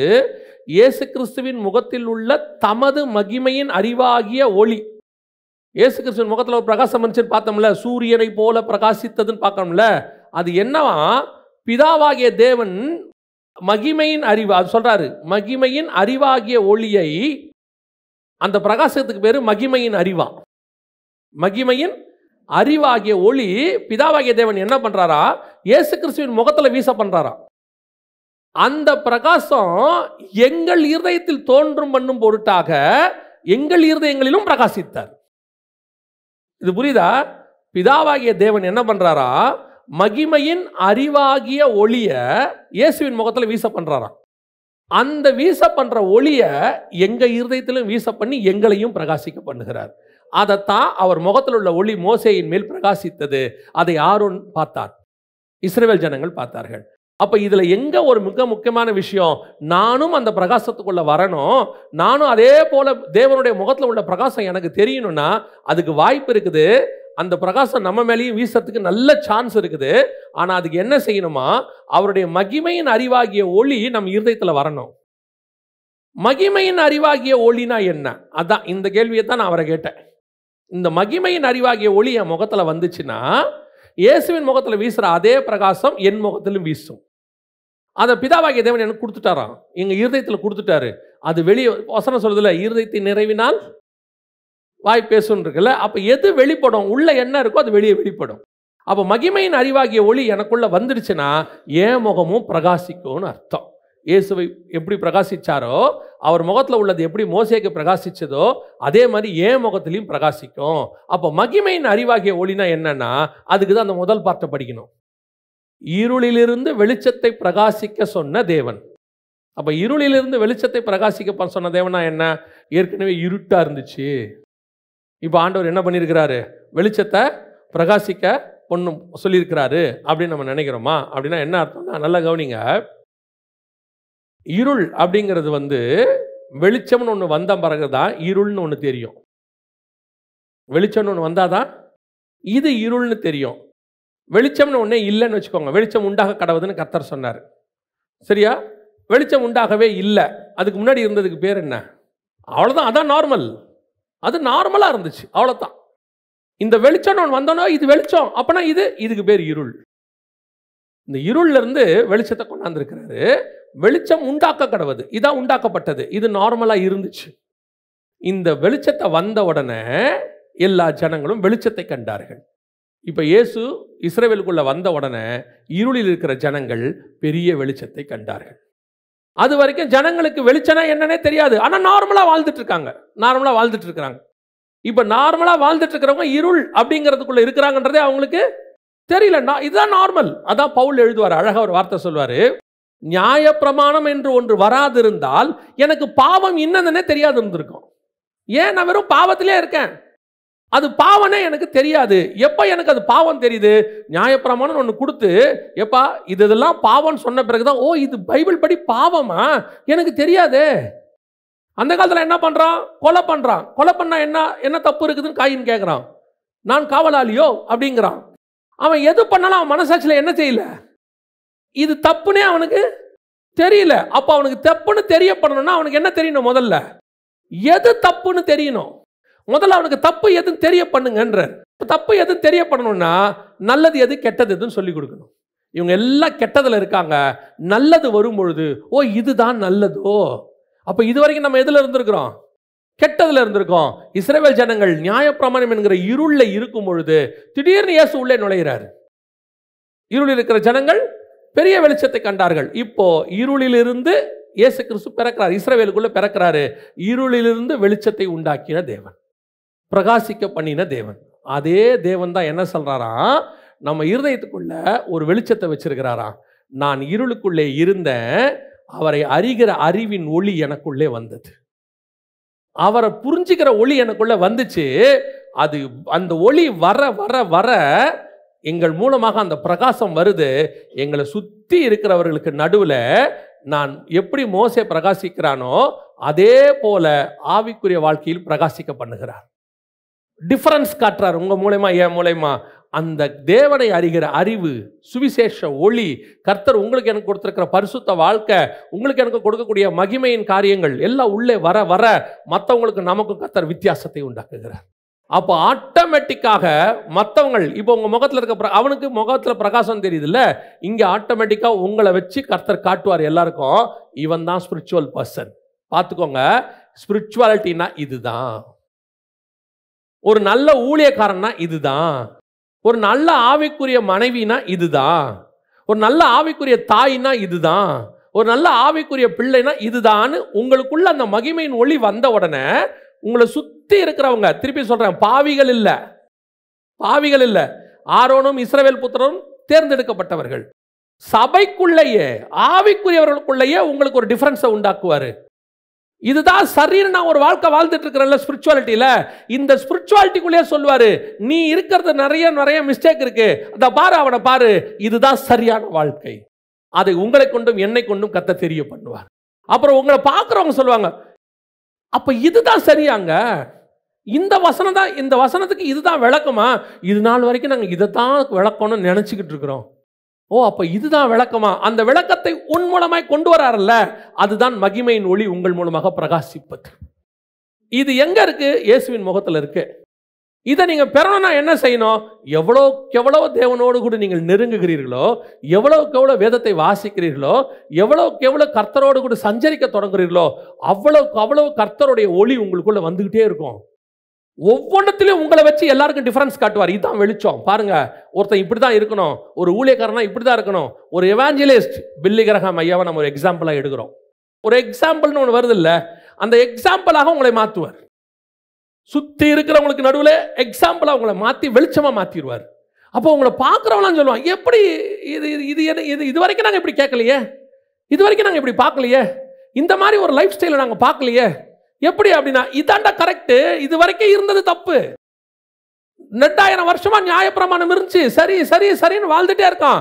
திடீர்னு இயேசு உள்ள நுழைகிறார். உள்ளே நுழைஞ்சு சொல்றாரு, நியாயப்பிரமாணம் நீங்க சொல்றதே இருள், உண்மையான பிரமாணம் இதுதான் காட்டுறார் வெளிச்சம். அது பிதாவின் முகத்திலிருந்து இயேசு கிறிஸ்துவின் வழியாக வெளியே வருது. அதே மாதிரி தான் பிதாவின் முகத்திலிருந்து இயேசு கிறிஸ்துவின் முகத்திலிருந்து நம்ம இருதயத்தின் வழியாக அது வெளியே வரும். அப்போ ஒரு கூட்டம் புரிஞ்சுக்க தொடங்கும், இதுதான் கரெக்டோ, இப்படித்தான் வேதத்தை வாசிக்கணுமோ, இப்படித்தான் ஆவிக்குரிய வாழ்க்கை வாழணுமோ, இதுதான் பிரேயர் பண்ற மெத்தடோ. அந்த காரியத்தை உங்க மூலம் பாருங்க, ஒரு அத்தாரிட்டி இருக்கு. யாருக்கு? இயேசுகிட்ட ஒரு அத்தாரிட்டி இருக்கு. வானத்திலிருந்து அக்கினி இறக்கி பட்சிக்கிற அத்தாரிட்டி யார்கிட்ட இருக்கு? இயேசுகிட்ட இருக்கு. இப்போ எலியா வானத்தில் அக்கினி இறக்கி அந்த இடத்துல காரியங்கள் செய்கிறார். இப்போ இயேசுகிட்ட கேட்குறாங்க, வானத்திலேருந்து நீங்களும் அக்கினி என்ன செஞ்சிருங்க, இறக்கிடுங்க. இப்போ இயேசு கேட்குறாரு, நீங்கள் என்ன ஆவி உடையவர் என்று அறியீர்களா? ஏன் அப்போ எலியா இறக்குனானே, எலிசா அந்த பிள்ளைகளெல்லாம் கரடி கொண்டு போட்டுச்சே, இந்த இடத்துல அப்படி பண்ணி கொண்டு போட்டாங்களே, அப்படி கொண்டு போட்டா. ஏப்பா, கொண்டு போறதுங்கிறது பிரமாணம், கொண்டு போறதுங்கிறது சரியல்ல, அது பிரமாணத்தின்படி சரி. ஆனா உண்மை என்ன தெரியுமா? மன்னித்தல், அவனையும் மன்னித்து மீட்கிறதுன்னு ஒன்று இருக்குல்ல, அதை காட்டுறதுக்கு தான் நான் வந்திருக்கிறேன். அதுதான் பிதாவினுடைய சித்தம். அக்கினி இறக்கி கொண்டு போறதுங்கிறது வேற வழி இல்லாத பிரமாணத்துக்குள்ள கொண்டு வரப்பட்டது. ஆனா நிஜம் அது அல்ல. அத்தனை பேர் 2 மனைவி 3 மனைவி கல்யாணம் பண்ணிட்டான். அவன் சொல்றான், மோசே சொல்லி இருக்கிறாருப்பா, இதாப்பா எங்களுக்கு மோசே சொல்லி கொடுத்தது, நாங்கள் ஒன்றும் வெளியிருந்து பண்ணல, எங்கள் மோசே எங்களுக்கு இப்படி பண்ணலாம் என்று சொல்லி இருக்கிறார். உடனே இயேசு சொல்றாரு, அடுத்த வார்த்தை என்ன சொல்றாரு தெரியுமா? உங்கள் இருதயத்தின் கடினத்தின் நிமித்தமே மோசே அப்படி சொன்னான், ஆதி முதல் கொண்டு அப்படி இல்லை. அப்ப ஆதி முதல் கொண்டு எப்படி இருக்கணும்? ஒரே புருஷனுக்கு ஒப்பரக்கிட்ட கற்புள்ள கன்னிகை, அதுதான் ஆதி முதல் கொண்டு இருக்கிறது. அதை காட்டுறதுக்கு தான் நான் வந்திருக்கிறேன். எல்லா ஆவிக்குரியவர்கள் செய்கிறதும் சரியல்ல. ஆவிக்குரிய விஷயத்திலே எது சரியோ அதை உன்னை கொண்டு செய்வதற்கு தான் கர்த்தர் உன்னை அழைத்திருக்கிறார். பல நேரத்தில் நான் நினைப்பேன், அந்த இடத்துல ஒரு 10 சர்ச்சு இருக்கு, எதுக்கு 11ஆவதா இன்னொரு சர்ச்சு அங்கே வருது அப்படின்னும் போது சில நேரத்தில் என்ன ஆகும்னு கேட்டிங்கன்னா, ஒரு சபை அப்படின்னா ஒரு ரொட்டீன்குள்ளே போயிடுவாங்க. சபைனா இப்படி தாங்க இருக்கணும், சபைனா இதான் ப்ரொசீஜர், இப்படி தான் சபை. ஆண்டவர் சொல்றாரு, இப்படித்தான் சபை இருக்கணும்னு யார் சொன்னது? பவுல் பைபிளில் எழுதி கொடுத்த சபைக்கும் இப்போ இருக்கிற சபைகளுக்கும் எந்த அளவுக்கு ஒத்துமை இருக்குது? அந்த மாடல் இருக்கு. சர்ச் பைபிளில் உள்ள சபையும் இன்னைக்கு உலகத்தில் உள்ளதும் ஒரே மாதிரி இருக்குதான்னு கேட்டிங்கன்னா 95% இல்லை. இப்போ கர்த்தர் என்ன பண்ணுறாரு, ஒரு சபையாக கொண்டு வராரு. எல்லாரும் ஆட்டோமேட்டிக்காக அந்த ப்ரொசீஜருக்குள்ளே போயிடுறாங்க. இப்போ கர்த்தர் பார்க்குறாரு, ஒருத்தனை எழுப்புறாரு, ஒரு சர்ச்சை கொண்டாடுறாரு. இந்த எந்த ப்ரொசீஜருக்குள்ளேயும் அது வராது, பைபிள் ப்ரொசீஜரில் இருக்கும். அந்த சர்ச்சு பைபிள் ப்ரொசீஜரில் இருக்கும். அப்படியே அது பைபிள் ப்ரொசீஜரில் வரும்போது அத்தனை பேரும் கேட்பான், ஏப்பா நீ மட்டும் ஏன் இப்படி பண்ணுற? இப்படி தாண்டா பைபிள் இருக்கு. அப்போ அத்தனை பேரும் கேட்பாங்க, ஓ இதுதான் பைபிளில் உள்ளதா? அந்த ஒளியை இந்த இருளுக்கு நடுவிலிருந்து கொண்டு வருவதற்கு தான் கர்த்தர் உன்னை அழைத்திருக்கிறார். நீங்கள் நானும் என்ன பண்ணிடுறோம் தெரியுமா? எல்லாரும் தானே பண்ணுறாங்க, நம்ம மட்டும் என்ன டிஃபரெண்டா, நம்ம மட்டும் ஏன் வித்தியாசமா, ஊரோட ஒத்து அப்படியே போயிடலாமே. எல்லா தீர்க்கதரிசிகளும் இயேசுவினுடைய பந்தியில் போய் உட்காந்தாச்சு, கொஞ்சம் பேர் ஓடி ஒளிஞ்சாச்சு, குகைக்குள்ள போயாச்சு, எல்லாரும் ஓகேச்சு. இப்போ எலியா மட்டும் ஆண்டவர் சொல்றாரு, நீ எழும்பு, அக்கினி இறக்குற பிரகாசத்தை. கர்த்தர் உனக்கு சொல்றாரு, அவருடைய மகிமையின் ஒளி எனக்குள் வீசுகிறது, அது என் முகத்தில் பிரகாசிக்கும். ஒரு நாள் இதை கண்டு ஜனங்கள் பயப்படுவார்கள். அதுதான் அந்த பிரகாசத்தினுடைய ஸ்பெஷாலிட்டி. நிறைய நேரத்தில் நம்ம தான் பயப்படுறோம், நம்ம தனியா பேசுறோம், எலியா தனியா இருந்தா அப்படி ஆயிடுமோ, அப்படி பண்ண கிடையவே கிடையாது. உன் முகத்தில் இருக்கிற பிரகாசத்திற்கு கர்த்தர் ஒரு வல்லமையை வச்சிருக்கிறாரு. அது வல்லமையாய் பிரகாசிக்கிற சூரியனை போல இருக்கிறது. சூரியனை பார்த்து ஜனங்க தான் பயப்படணுமே ஒழிய ஒரு நாளும் சூரியன் ஜனங்களை பார்த்து பயப்படாது. கத்திரி வெயில் வருதுன்னா ஜனங்களுக்கு தான் பயம், ஓடி ஒளியறான், அங்க ஒளியறான், இங்க ஒளியறான், தண்ணி குடிக்கிறான், வீட்டை விட்டு வர மாட்டேங்கிறான். பெரிய பெரிய கவர்மெண்டே சொல்றான், மத்தியானத்தில் வெளியே வராதீங்கன்றான். ஏன்? வெயிலுங்க. அந்த ஒளி எனக்குள்ள இருந்தா எனக்கும் அந்த தைரியம் தான் இருக்கும். என் மேல் இருக்கிற பிரகாசத்திற்கு அப்படி ஒரு வல்லமை உண்டு. இன்னைக்கு நீங்களும் நானும் எதை பண்ணிட்டு இருக்கிறோம்? சின்ன சின்ன விஷயத்துக்கு சூரியனை பார்த்து ஜனங்க பயப்படுறதுக்கு பதிலா நாம பயந்துட்டு இருக்கிறோம். சூரியன் பயப்படுது, அது போய் மேகத்துக்கு பின்னாடி ஒடிஞ்சிக்குது. எதுக்குங்க வம்பு? கீழே இருக்கிற 10 பேரை என்னை நோக்கி பார்க்குறாங்க, எதுக்கு வம்பு? என்னை திட்ட போகிறாங்க, யூடியூப்பில் போட்டு திட்டுவான், இல்லைனா 4 பேர் தப்பாக பேசுவான், இல்லை கேவலமாக பேசுவான், சொல்லிட்டு போட்டோம். இயேசுநாதரை பேசாததே உங்களை பேச போகிறாங்க, இயேசுநாதரை பேசாததே நம்மளை பேச போகிறானுங்க, பேசிட்டு போட்டோம். பவுலை அடிக்கிற மாதிரியா நம்மளை அடிக்க போகிறோம், 1 Corinthians 40 அடிக்க போகிறான், இருந்துட்டு போட்டோம், என்ன வேணால் நடந்துட்டு போட்டோம். ஆனால் எனக்குள் ஒரு பிரகாசம் இருக்கு, அது ஒரு பயத்தை உண்டாக்கும். எலியாவின் மேல் ஆகாப்புக்கு ஒரு பயத்தை உண்டாக்கினது. யோவான் ஸ்நானகனை கண்டு ஏரோது பயந்திருந்தான். இயேசு கிறிஸ்துவை கண்டு பரிசேயரும் சதுசேயரும் பயந்திருந்தார்கள். அப்போஸ்தலரை கண்டு ஜனங்கள் பயந்து கிட்டி சேர பயந்தார்கள் இருக்க. அதுதான் பிரகாசமான ஒளி. அதைத்தான் மோசே மேலே பார்க்குறான். அந்த இடத்துக்கு நான் வரணும் அப்படிங்கிற வாஞ்சை உங்களுக்கு எனக்கும் வரணும். அல்லேலூயா. அந்த வாஞ்சை இருக்குதா? உலக ஆசீர்வாதம் ஒரு ஒரு இஷ்யூவே கிடையாது என்னை பொறுத்த வரைக்கும். கர்த்தரை பொறுத்த வரைக்கும் அது அப்படின்னா வந்து சேர்ந்துடும். ஆண்டவர் கொடுத்துட்டு போயிடுவார். ஒரு நாள் ராத்திரியில் ஒருத்தனை எழுப்பினார்னா மொத்தத்தையும் செஞ்சு கொடுத்துட்டு போயிட்டே இருப்பார் ஆண்டவர். ஒரே நாள் ராத்திரி அசஷ்டா மன்னன் பார்ப்பார் நெகேமியாவை, என்னப்பா ஆச்சு, ரொம்ப துக்கமாக இருக்கிறிய, அலங்க இடிச்சிருக்கு, சரி போய் கட்டு, வேலை முடிஞ்சிருச்சு. 10 நிமிஷத்தில் வேலை முடிஞ்சு போச்சு. திடீர்னு எஸ்தரை கூப்பிட்டு கேட்பாரு, என்ன வந்து இங்கே நிற்கிற அப்படிம்பார். என் ஜனங்க இருக்காங்க, ரைட்டு, வேலை முடிஞ்சு, போயிட்டே இரு. திடீர்னு கோரேசை எழுப்புவார், ஆலயத்தை கட்டி முடிச்சிருவார், வேலை முடிஞ்சு. கர்த்தர் நினைச்சார்னா ஒரு ஆளை எழுப்பி செஞ்சு முடிக்க அது ஒரு பெரிய விஷயமே கிடையாது. நீங்கள் அதுக்கு பின்னாடி ஓடவே ஓடாதீங்க, அது ஒரு பெரிய இஷ்யூமே கிடையாது. என்ன தேவையோ அதை ஏற்ற நேரத்தில் தானாக வரும், எங்கேருந்து வந்துக்கிட்டே இருக்கும். நாம் எதுக்கு எப்போவுமே வாஞ்சிக்கணும் தெரியுமா? ஆவிக்குரிய ஆசீர்வாதத்துக்காக வாஞ்சிக்கணும். அதை பெற்றுக்கொள்வது தான் கஷ்டம். அதை உலகத்தால் கொடுக்க முடியாது, அதை சபைக்குள்ளே வச்சு தான் கர்த்தர் உங்களுக்கு கொடுப்பார். அப்போ சபை இதுக்கு நேராக கான்சன்ட்ரேட் பண்ணணும். இந்த மகிமையின் ஒளியை நான் பெற்றுக்கொள்வது எப்படி, அது எப்படி எனக்குள்ளே வரும், எனக்குள்ளே இருக்கிறது எப்படி ஜனங்களுக்குள்ளே போகும், ஜனங்க அதை எப்படி பார்ப்பாங்க, அதுதான் முக்கியம். அந்த எவ்வளோக்கு எவ்வளோ கிறிஸ்துக்கிட்ட நெருங்குறோமோ அவ்வளோக்கு எவ்வளோ ஒளி நம்ம மேல் வீசும். அல்லேலூயா. 2வது, அந்த மோசேயின் மேல் பிரகாசிப்பதுக்கு இன்னொரு காரணமும் இருக்குது. அதே மத்திய எழுதின சுவிசேஷம் 17ஆம் அதிகாரம் 2-3 வசனங்களை வாசி. அவர்களுக்கு முன்பாக மறுரூபமானார், அவர் முகம் சூரியனை போல பிரகாசித்தது, அவருடைய வஸ்திரம் வெளிச்சத்தை போல வெண்மையாயிற்று அப்படின்னு இருக்கு. இதே காரியம் மார்க்கில் சொல்லும் போது இன்னும் கொஞ்சம் டீட்டெயிலாக எழுதுறார். வாசிங்க, மார்க் 9:3 வாசிங்க. அவருடைய வஸ்திரம் உறைந்த மழையை போலவும் பூமியிலே எந்த வண்ணானாலும் வெளுக்கக்கூடாதுமாக வெண்மையாய் பிரகாசித்தது. மத்தேயில அதை சொல்லும் போது அவருடைய வஸ்திரம் வெண்மையாய் பிரகாசித்ததுன்னு இருக்கு. அதுக்கு ஒரு எக்ஸ்பிளனேஷன் மார்க்கில் கொடுக்கும்போது எப்படி கொடுக்குறாரு? அவருடைய வஸ்திரம் உறைந்த, இதே காரியம்தான், சேம் இன்சிடென்ட் தான் அங்கேயும். உறைந்த மழையை போல் பூமியிலே எந்த வண்ணானாலும் வெளுக்கக்கூடாத வெண்மை, அப்படி ஒரு பிரகாசம். அப்படின்னா என்ன அர்த்தம்? இது இந்த பிரகாசம், அவருடைய வஸ்திரத்தினுடைய பிரகாசம் மோசேயின் மேல் வீசுகிறது. அதான் உண்மை. முதல்ல முகத்தில் உள்ளது வீசுச்சு, 2வது இது வீசுச்சு. இப்போ சூரியனை போல பிரகாசிச்சதுன்னா இது வந்து வானத்திலிருந்து வரக்கூடியது. வஸ்திரம்ங்கிறது பூமியில் இருக்கக்கூடியது. நல்லா புரியுதா? வஸ்திரங்கிறது பூமியில் இருக்கக்கூடியது. இந்த வஸ்திரத்தை ஒருவேளை எந்த மனுஷனாவது நல்லா தோச்சி நல்லா பல பல பல பலன்னு கொடுத்துட்டு அது வந்து மோசே மேலே அடிச்சிச்சானா இல்லையாமா. அப்படி யாருமே வெளுக்க முடியாத அளவுக்கு பிரகாசம் ஏன் சொல்றாருன்னா அதுக்கு பின்னாடி ஒரு ஸ்பிரிச்சுவல் அர்த்தம் இருக்கு. முதல்ல வஸ்திரம்னா என்ன அதை புரிஞ்சுக்கோங்க. வாசிங்க, வெளிப்படுத்தின விசேஷம் 19ஆம் அதிகாரம் 8வது வசனம் வாசி. சுத்தமும் பிரகாசமான மெல்லிய வஸ்திரம் தரித்து கொள்ளும்படி அவளுக்கு கொடுக்கப்பட்டது. அந்த மெல்லிய வஸ்திரம் பரிசுத்தவான்களுடைய நீதிகளே. அப்ப இயேசுவின் வஸ்திரம் பிரகாசித்ததுன்னா என்ன அர்த்தம்? அவருடைய வஸ்திரம் என்பது நீதி. அவருடைய நீதி மோசேயின் மேல் பிரகாசிக்கிறது.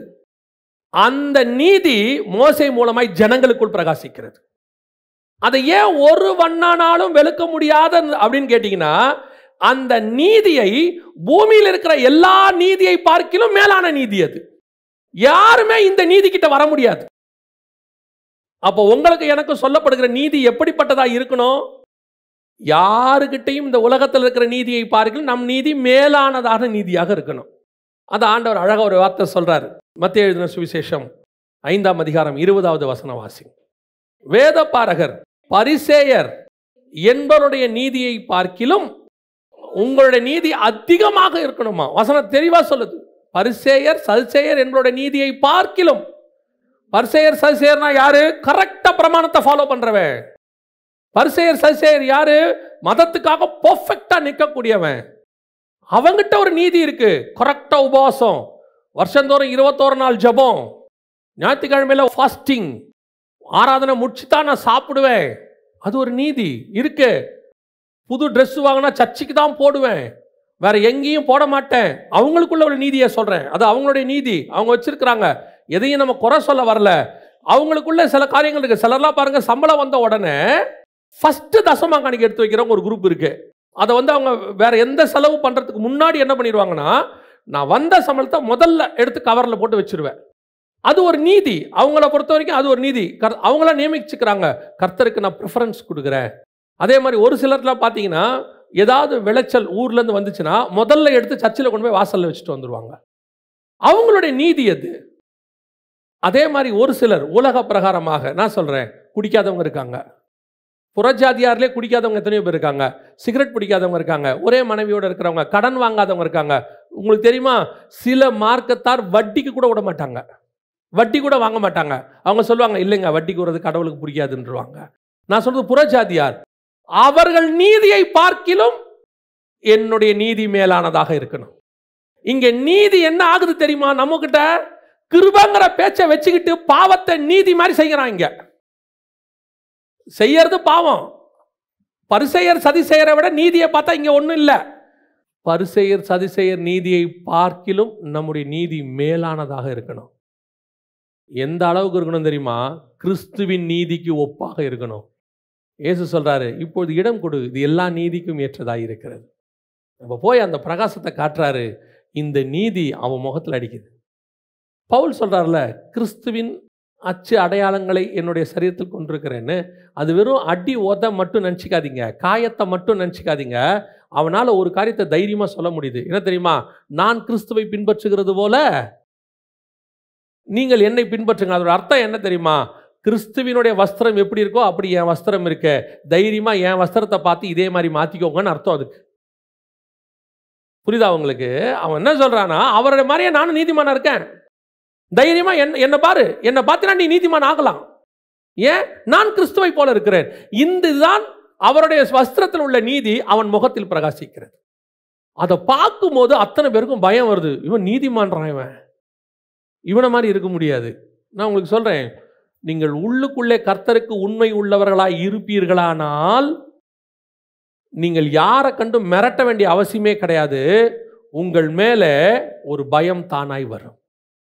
இது யாரும் உருவாக்க வேண்டிய அவசியமே இல்லை. உங்களுக்குள்ள அது வருமானால் அந்த நீதியை கர்த்தர் எதிர்பார்க்கிறார். இன்னைக்கு நம்மகிட்ட அந்த நீதி இருக்குதா? இன்னைக்கு நமக்கு நாமே சுயநீதிக்குள்ள போயிட்டோமே. நமக்கு நாமே பலவிதமான நீதிகளை கற்பிக்க தொடங்கிட்டோமே. அதுக்கு நமக்கு ஒரு எக்ஸ்கியூஸ் நம்மளே உருவாக்கிட்டோமே. எல்லாத்துக்கும் நமக்கே ஒரு எக்ஸ்கியூஸ். ஒரு இடத்துல இப்போ நீங்கள் யோசிச்சு பாருங்க, இது நீங்கள் இந்த கம்பேரிசன் பார்த்துக்கோங்க. ஒரு இடத்துல பவுல் அடிக்கிறாங்க, அடித்து செத்தவன் நினச்சிட்டாங்களா அவங்க. அவர் என்ன ஆயிட்டாரு? செத்துட்டார், டெட் பாடி ஆயிட்டாருன்னு. அப்படின்னா அவன் எந்த அளவு அடிச்சிருப்பாங்க? அடிச்சாச்சு. அவங்களே நினச்சிட்டாங்க டெட் பாடி ஆயிட்டாருன்னு, விட்டுட்டு போயிட்டாங்க. வசனம் சொல்லுது, பவுல் எழுந்து பட்டணத்துக்குள் பிரவேசித்து பிரசங்கிக்க தொடங்கினான். பவுல் நினச்சா என்ன பண்ணியிருக்கலாம்? வாட்ஸ்அப்பில் ஒரு ஃபோட்டோ எடுத்து போட்டு, நான் தீவிரவாதிகளால் தாக்கப்பட்டேன், எங்கள் ஊழியங்களுக்காக ஜெபித்துக் கொள்ளுங்கள், இது சீக்கிரத்தில் குணமாக வேண்டும், எங்களுடைய பேங்க் அக்கௌண்ட் கீழே இருக்கிறது, கொள்ளலாம் தானே. இன்னைக்கு அதான நீதி, அதான நீதி.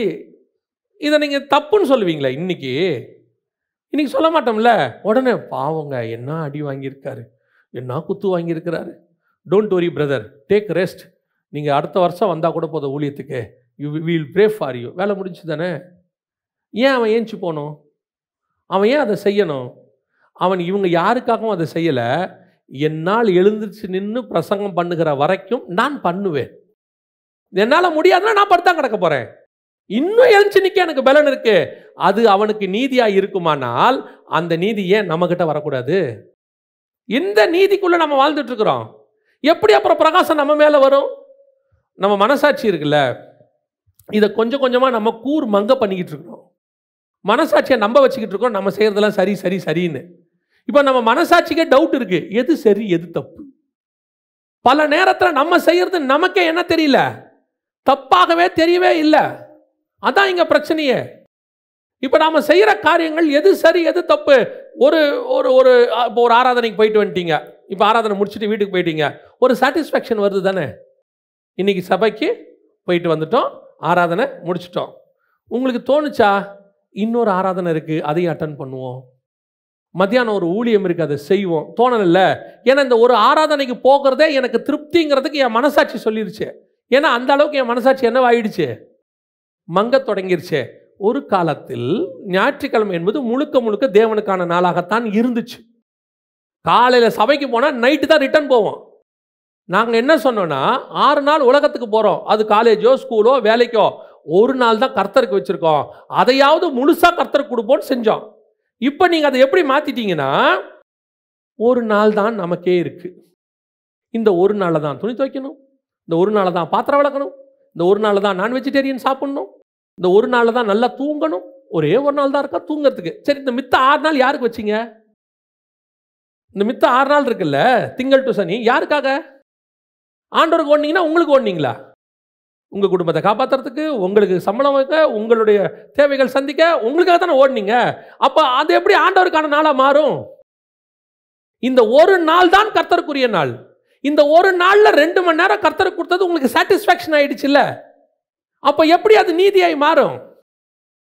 உங்க கூடவே பாருங்க, கொஞ்சம் பேர் சண்டே ஆனால் ஒரு 3 ஆராதனை அட்டன் பண்ணுறவங்க இருக்காங்க, சர்ச்சுக்குள்ள ஊழியம் பண்ணுறவங்க இருக்காங்க. நீங்கள் அவங்கள பார்த்து என்ன தெரியுமா சொல்லுவீங்க?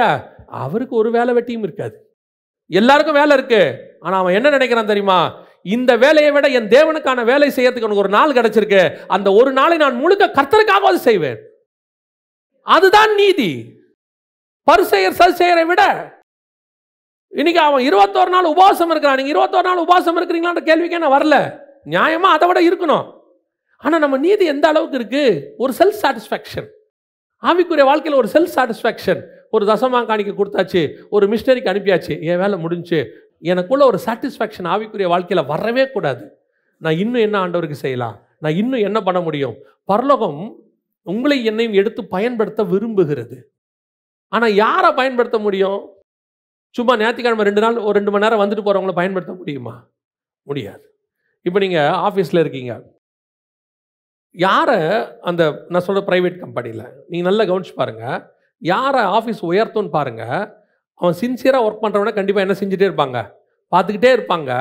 ஒரு நாள் வரும், நான் கவர்மெண்ட்டில் கேள்விப்பட்டிருக்கிறேன், இந்த மிக முக்கியமான போஸ்ட்டில் என்ன பண்ணுவாங்களாம், ஆஃபீஸர்ஸை கவனிச்சிக்கிட்டே இருப்பாங்களாம், போலீஸ் ஆஃபீஸர்ஸை. இந்த லஞ்சம் வாங்காத ஆஃபீஸர்ஸ்னு ஒரு லிஸ்ட் இருக்குமா அவங்ககிட்ட கவர்மெண்ட்டில். சில முக்கியமான பொறுப்புகளை அவங்க கையில் தான் ஒப்படைப்பாங்களாம். நார்மலாக இருக்கிறது வேற, சில ரகசியமான சில காரியங்கள் செய்யணும் அப்படின்னு அந்த தப்பு பண்ணாத ஆஃபீஸர்னு கொஞ்சம் பேர் கவனிச்சுக்கிட்டே இருப்பாங்களாம். அவங்க தூக்கி அவங்க கையில் கொடுத்துருவாங்களாம்.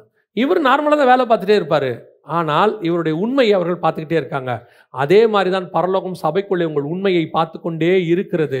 எவ்வளோ உண்மையாக ஆண்டவருக்கு இருக்கிறாரு. சில ஆட்கள் பாருங்க, வந்தபோது அவனால் முடிஞ்ச ஊழியத்தை இங்கே செஞ்சுட்டே இருப்பான். யாரும் அவனை சொல்ல மாட்டாங்க, கேட்க மாட்டாங்க. அவங்களே கேட்பாங்க, ஏதாவது மினிஸ்ட்ரி இருக்கு, எதாவது செய்யட்டுமா, ஏதாவது பண்ணட்டுமா, கேட்டுகிட்டே இருப்பாங்க. சில ஆட்கள் பாருங்க, வர்றது ஒரு சீட் ரெடி பண்ணி வச்சுருப்பாங்க அவங்களுக்குன்னு, அந்த இடத்துல தான் உட்காருவாங்க. வேறு இடத்துல உட்காந்தாங்கன்னா செய்தி கேட்ட மாதிரியே இருக்காது. கிறிஸ்துவுக்கு உங்களால் என்ன பிரயோஜனம்? தசமாங்காணி கொடுக்குறேன், அது கிறிஸ்து கொடுத்ததில் நீங்கள் திருப்பி கொடுக்குறீங்க. நீங்கள் உங்களால் கிறிஸ்துவுக்கு என்ன பிரயோஜனம்? என்ன செய்கிறீங்க ஆண்டவருக்கு? அதை முதல்ல பாருங்க. அண்ணால எடுத்துக்கொள்ளுங்க, குழந்தையே இல்லை, ஒன்றே ஒன்று கொடுக்குறாரு, அதை கொண்டு வந்து யார்கிட்ட கொடுத்துட்டாங்க? ஆண்டவர்கிட்ட கொடுத்துட்டாங்க. இன்னைக்கு 2 இருக்கு, 3 இருக்கு, 1 ஆண்டவர் கொடுக்க இஷ்டம் வரல. பரிசேயர் சதுசேயர் நீதியை பார்க்கிலும் உங்கள் நீதி எப்படி இருக்கணும்? மேலானதாக காணப்பட வேண்டும். கர்த்தர் பார்த்துக்கிட்டே இருக்கிறாரு. ஒரே ஒரு காரியத்தை நான் சொல்லிட்டு முடிக்கிறேன், நல்லா தெரிஞ்சுக்கொள்ளுங்க. செல்ஃப் சாட்டிஸ்ஃபேக்ஷன் ஸ்பிரிச்சுவாலிட்டியில் வரவே கூடாது. நல்லா பண்ணிட்டேன், போதும், நல்லா இருக்கு இல்லை. நான் கிறிஸ்துவினுடைய பிரகாசம் என் மேலே வீசிச்சுனா தான் நல்லா பண்ணிட்டேங்கிற எண்ணம் வரணும்.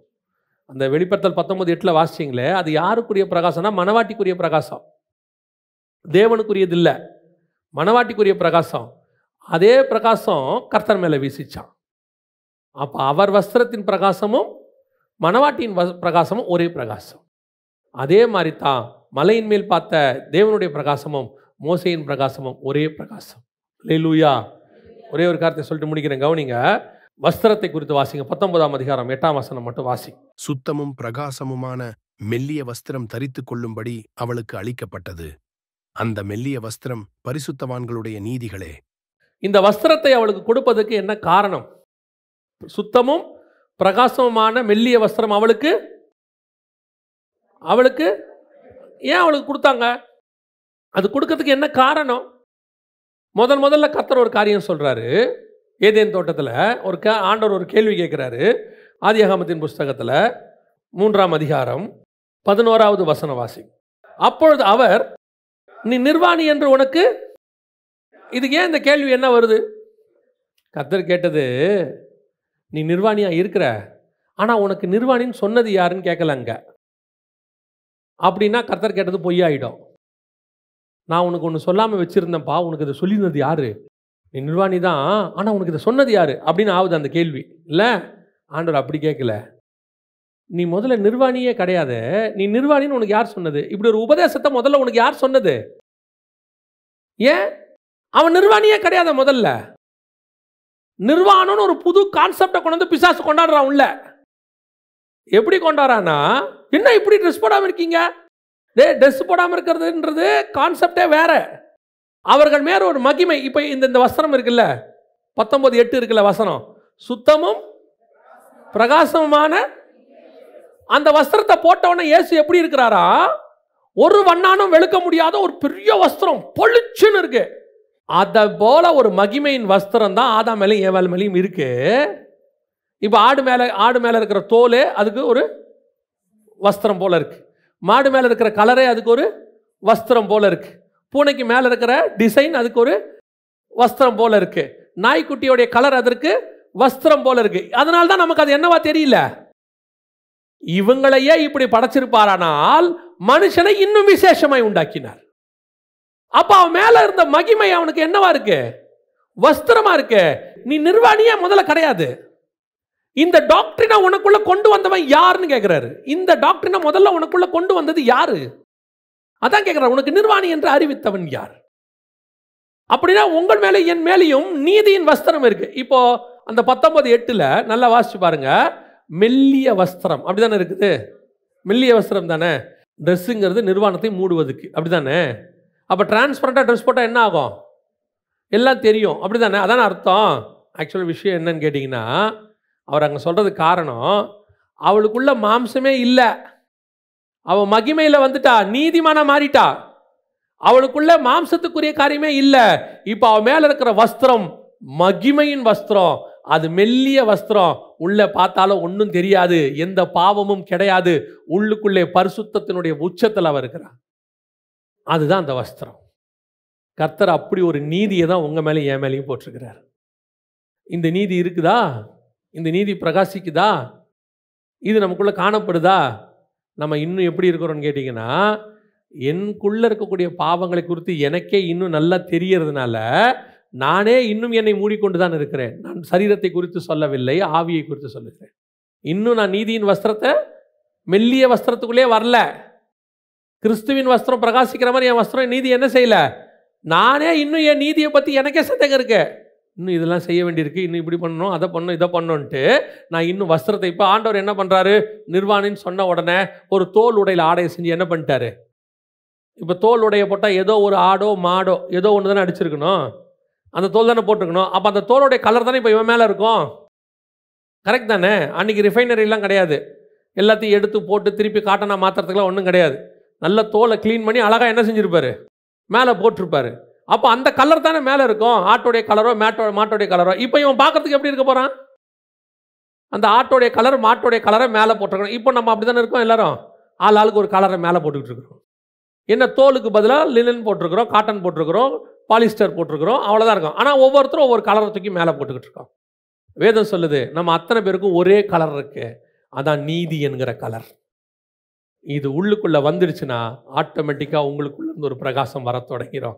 ஒரு பக்கம் கிறிஸ்துவின் அறிவாகிய ஒளி, மகிமையின் ஒளியும், ஒரு பக்கம் நீதியும், ரெண்டும் சேர்ந்து பிரகாசிக்கும் பொழுது உங்கள் முகத்தில் வரக்கூடிய பிரகாசத்தை கண்டு அத்தனை பேரும் பயப்படுவார்கள். அத்தனை பேருக்கு முன்பாக உங்கள் பிரகாசம் வெளியரங்கமாகும். ஜனங்கள் கண்டு பயப்படுவாங்க கிட்ட வரத்துக்கு. ஆனால் ஒரு நாள் வரும், ஆரோனும் இஸ்ரவேல் ஜனங்களும் கிட்டே வந்து மோசே கிட்ட கேட்க தொடங்குவார்கள். ஆண்டவர் என்ன சொன்னார், ஆண்டவர் என்ன பண்ணார், மலைக்கு மேலே என்ன சொன்னார், அதை எல்லாம் உங்களிடத்துல கேட்க தொடங்குவார்கள். அல்லேலூயா. நான் சொல்றது உங்களுக்கு புரியுதா? 2 வகையான பிரகாசத்தை மோசே மலையின் மேல் பார்க்கிறார். ஒன்று அவர் முகத்தில் உள்ள பிரகாசம், 2 அவர் வஸ்திரத்தில் உள்ள பிரகாசம். முகத்தில் உள்ள பிரகாசம் என்பது பிதாவினுடைய மகிமையின் அறிவாகிய பிரகாசம். உங்களுக்கும் ஜனங்களுக்கும் டிஃபரன்சியேஷன். அடுத்து வஸ்திரத்தினுடைய ஒளி என்பது, பிரகாசம் என்பது நீதி. இந்த நீதியும் இந்த மகிமையின் அறிவும் ரெண்டும் ஒன்னா சேரும் போது நீங்கள் கிறிஸ்துவினுடைய பிரகாசத்தை உலகத்தில் பிரகாசிக்கிறவர்களாய் மாறிவிடுவீர்கள். உங்களிடத்துல சாதாரண ஜனங்கள் கிட்டி சேர பயப்படுவார்கள். தேவ ஜனங்கள் வந்து உங்களிடத்துல ஞானத்தை கேட்க தொடங்குவார்கள். ஆண்டவர் என்ன சொன்னார், அந்த இடத்திற்கு கர்த்தர் உங்களையும் என்னையும் கொண்டு வந்து விடுவார். அல்லேலூயா. இதுதான் மருவமலையின் அனுபவம். இந்த அனுபவத்துக்கு தான் நீங்களும் நான் வரணும். ஜெபிக்கலாமா? நம்ம எல்லோரும் தேவ சமூகத்தில் கண்களை மூடுவோமா? நன்றி ஆவியானவரே. ஒப்பு கொடுப்போமா தேவ சமூகத்தில்? கிருபையுள்ள கரத்தில் தாழ்த்துவோமா? வெறும் வந்தோம், ஏதோ வசனத்தை கேட்டோம், ஏதோ உலக பிரகாரமாக கொஞ்சம் ஆசீர்வாதத்தை பெற்றுக்கொண்டோம், ஒரு குடும்பம், அப்புறம் வாழ்ந்துட்டு செத்து போயிட்டோம் அப்படிங்கிறதுக்காக கர்த்தர் உங்களை வேறு பிரிக்கல. உலகத்தில் உங்களை கொண்டு ஸ்பிரிச்சுவலி பல காரியத்தை கர்த்தர் செய்ய விரும்புகிறார் இந்த பூமியில். அப்படி செய்ய விரும்புகிறாருங்கிறத சொல்கிறதுக்கு தான் பைபிளில் அந்த மாதிரி கேரக்டர்ஸ் எல்லாம் எழுதி கொடுத்துருக்கிறார். நீ மோசே மாதிரி வரணும், யோசுவா மாதிரி வரணும், அல்லது தாவீது மாதிரி வரணும். இதெல்லாம் ஏன் எழுதி கொடுத்தாருன்னா இந்த மாதிரி எனக்கு வேணுன்றதுக்காக தான். பல நேரங்களில் நீங்கள் பெயிண்ட் கடைக்கெல்லாம் போனீங்கன்னா பல ஷேடு காட்டுவாங்க. ஷேடுன்னு சொல்லுவாங்க, அந்த கலர் காட்டுவாங்க, நிறைய கலர்ஸ் காட்டுவாங்க. எதுக்கு அதை காட்டுறாங்க தெரியுமா? இந்த மாதிரி வேணும்னு நீங்கள் சொல்லிட்டீங்கன்னா அதே மாதிரி உங்கள் வீட்டில் அடிச்சு கொடுத்துருவாங்க. நம்ம ஒருவேளை அந்த ஷேடு இல்லாமல் போய் நம்ம சொல்கிறது அவங்களுக்கு புரியாது. இந்த மாதிரி கலர் வேணும்னா அவங்களுக்கு தெரியாது. அதனால் அந்த ஷேடு எல்லாத்தையும் காட்டிட்டு இதில் எது மாதிரி வேணும்னு சொல்லுங்கள், அந்த மாதிரி. அதே மாதிரி தான் பைபிள் இருக்குது. அதில் ஒவ்வொரு கேரக்டர்ஸும் இருக்குது. இந்த மாதிரி நான் ஆகணும், இந்த மாதிரி நான் மாறணும். ஏதோ சும்மா வந்துட்டு பைபிளை தூக்கிட்டு போகக்கூடாது. ஆவிக்குரிய வாழ்க்கை கொஞ்சம் கொஞ்சமாக மாறி மாறி மாறி நான் மலை மேலே தேவனை முகமாக பார்த்து, வெறும் பார்த்துட்டு வரவனா இல்லை. முதல் தடவை மோசே போயிட்டு வரும்போது முகத்தில் பிரகாசம் வீசலை. 3ஆம் அதிகாரத்தில் பார்க்கும்போது முகத்தில் பிரகாசம் வீசலை. 15ஆம் அதிகாரத்தில் பார்க்கும்போது முகத்தில் பிரகாசம் வீசலை. ஆனால் 34ஆம் அதிகாரத்தில் பார்க்கும் பொழுது முகத்தில் பிரகாசம் வீசுகிறது. ஒவ்வொரு முறை போகும்போதும் அவருடைய ஆவிக்குரிய ஸ்டாண்டர்ட் மாறுது. முதல் முறை போகும்போது அழைப்பை பெற்றுக்கொள்ளுகிறான், 2வது முறை போகும்போது அத்தாரிட்டியை பெற்றுக்கொள்ளுகிறான். ஆனால் இப்பொழுது போகும்போதோ கர்த்தரோடு கூட ஒரு அந்யோன்யத்தை பெற்றுக்கொள்ளுகிறான். கூடவே நின்று முகத்தை பார்க்குறான். அப்படியே அவனை அறியாமலேயே அந்த பிரசன்ஸ் அவன் மேலே வருது. சில நேரங்களில் நீங்கள் பாருங்கள், வெயிலில் போயிட்டு வரும்போது உங்கள் உடம்பு மேலே ஒரு அனல் ஒன்று இருக்கும், உங்கள் வஸ்திரம் ஒரு சூடாக இருக்கும். சில நேரத்தில் நீங்கள் ஏதாவது ஒரு ஏரியாவுக்குள்ளே, ஹோட்டல் ஏரியாவுக்குள்ளே போயிட்டு வரும்போது அங்கே இருக்கிற அந்த மசாலா வாசனை உங்கள் மேலே வீசும். சில மீன் ஏரியாவுக்குள்ளே போயிட்டு வரும்போது அந்த மீன் வாசனை உங்கள் மேலே வீசும். அதே மாதிரி தான் கிறிஸ்துவோடு கூட போயிட்டு வரும்போது கிறிஸ்துவின் பிரகாசம் உங்கள் மேலே வீசணும். அப்போ தான் நீங்கள் அங்கே போயிட்டு வந்திருக்கீங்கன்னு அர்த்தம். அதோடைய ஒரு சாயலாவது தெரியணும், ஒரு அடையாளம் தெரியணும். நாங்கள் போயிட்டு வந்தேன்றதுக்கு அடையாளம் தெரியணும். அதுதான் அக்னாலஜ்மெண்ட். எது தெரியுமா? அவர் முகத்தின் பிரகாசம் நம்மேல் வீசுவது. Thank you Holi spirit. ஒப்பு கொடுப்போமா தேவ சமூகத்தில்? அப்படி வாஞ்சை உள்ளவங்களை, ஆண்டவரே உங்கள் முகத்தின் பிரகாசம் என் மேலே வீசட்டும், உங்கள் வஸ்திரத்தின் நீதி என்கிற பிரகாசம் என் மேலே வீசட்டும். அப்படி ஒப்பு கொடுத்து வாஞ்சித்து நாம் ஜெபம் பண்ணுவோமா? கரங்களை தேவனுக்கு நேராக உயர்த்தி, தேங்க்யூ ஹோலி ஸ்பிரிட், உடைய முகத்தின் பிரகாசம் எங்கள் மேல் வீசுவதாக. சர்வ வல்லமையுள்ள எங்கள் தகப்பனே, இந்த அருமையான வேலைக்காய் உமக்கு நன்றி. கிருபையுள்ள கரத்தில் தாழ்த்துகிறோம். தேவனாகிய கர்த்தர் உம்முடைய வசனத்தின் மூலமாய் எங்களை புடமிட்டு கொண்டிருக்கிற தயவுக்காக உமக்கு ஸ்தோத்திரம்.